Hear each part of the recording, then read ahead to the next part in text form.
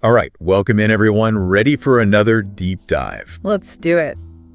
Today we're looking at something, kind of different. We're tackling a single surah from the Quran. Oh, interesting. Yeah, Surah Al-Falaq. You familiar with this one? I am, yeah.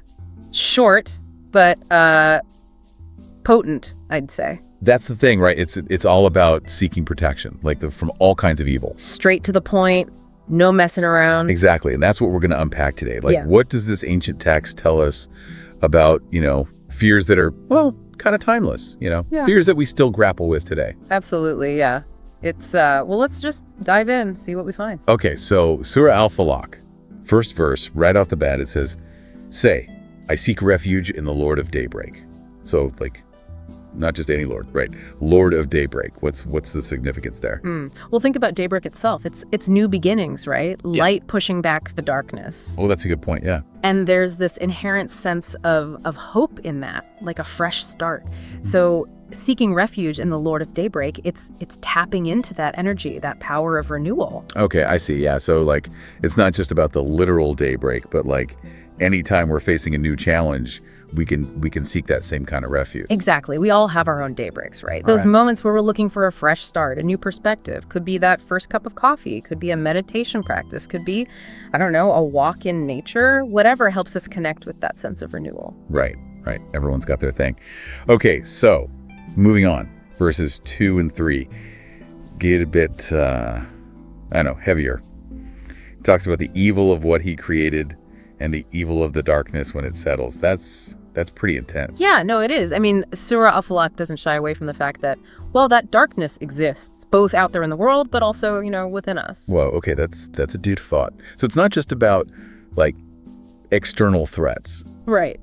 It's also about acknowledging the darkness, the negativity that we might carry within ourselves, the fears, the doubts, all that stuff. So it's calling us to do some inner work too, to confront those shadows. Exactly. And by acknowledging them, by bringing them into the light, so to speak, we can start to heal, to grow. We can seek refuge, not just from external threats, but from those internal forces that might be holding us back. Okay, that's a lot to unpack. Yeah. But all right, verse 4.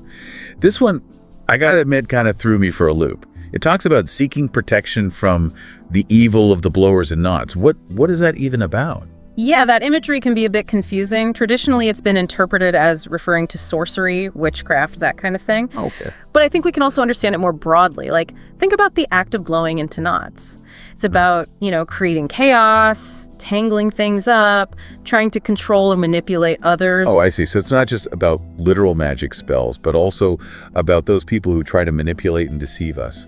Right. And those kinds of people, they exist everywhere, right? We see them in our personal lives, in the media, in politics, you name it. Yeah, sadly true. So it's like a reminder to be aware, to be discerning, to not let ourselves be manipulated by those kinds of influences. Exactly. It's about strengthening our critical thinking skills, trusting our intuition when something feels off. Right. Okay, on to the last verse. Verse 5 deals with the evil of an envier when he envies.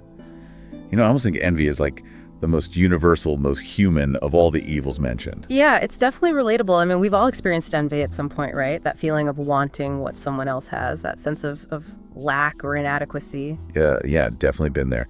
But is there a way to turn envy into something positive? Can we use it as fuel for something good? Absolutely. Instead of letting envy consume us, we can use it as a signal, like a signpost pointing to something we desire. It can show us what we value, what we aspire to. Oh, interesting. And then, instead of getting stuck in comparison and negativity, we can channel that energy into action, into pursuing our own goals and dreams. So it's envy can actually be motivating if we use it the right way. Exactly. It's about transforming that negative energy into a force for positive change. Okay, I like that. So to wrap up our deep dive into Surah Al-Falaq, it's about seeking refuge in the power of new beginnings, acknowledging the darkness both within and without, being wary of those who manipulate and deceive, and transforming envy into inspiration. It's a lot to take in. It is. And I think the real question is, how will you apply this wisdom in your own life? What steps can you take today to seek refuge, to confront your inner darkness, to protect yourself from negativity, and to turn envy into a force for good? Definitely food for thought. All right, everyone, that's our deep dive for today. Thanks for joining us, and we'll catch you next time.